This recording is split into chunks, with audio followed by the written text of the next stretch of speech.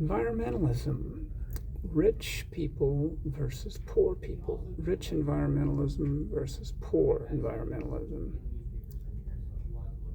Rich people drive cars. Poor people take the bus or they ride a bike, and the poorest people walk. It's true. We've talked about that for a long time. It's interesting that in societies so affluent, such as ours in the U.S., we have houses, we have peopleless houses, and we have homeless people. We can't put them together, can we? Our capitalistic model dictates this. We've talked about that for years. We've talked about that for a long time. That doesn't seem to be changing. Population of the world is increasing. We've talked about that. That's been talked about since I was born in 1961. This is nothing new. We talk about all these things, but nothing gets done. We've talked about the nitrogen cycle. This woman, great speaker, by the way, Sunita Narain, I think her name is. She brings up the nitrogen cycle, how we flush our excrement. We use clean water to process it. We flush our excrement with clean water when we should be using composting toilets. We should be returning the nitrogen to the soil. It makes sense. That's what all the other animals do. We talk about things not being affordable, and hence they're not sustainable.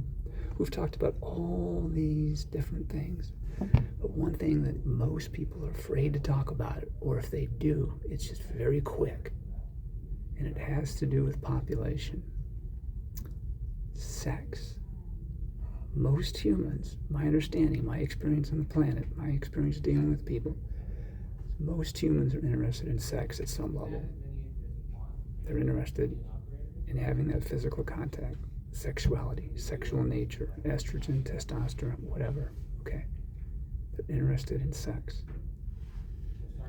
Why aren't we having that conversation? Because sex, I know the old Baptist joke that having sex might lead to dancing. That wouldn't be a good thing, but sex for the most part is focused on coitus.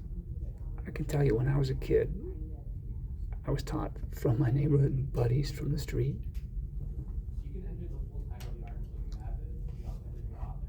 You had to hit a home run. That was the idea. Did you get to first base? Oh, I got to second base. Nasty little boys. This is what we're taught.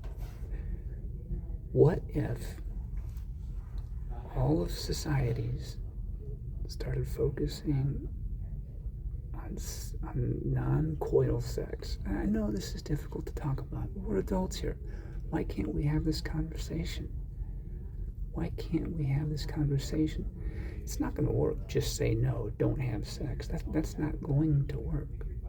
But we have a population problem.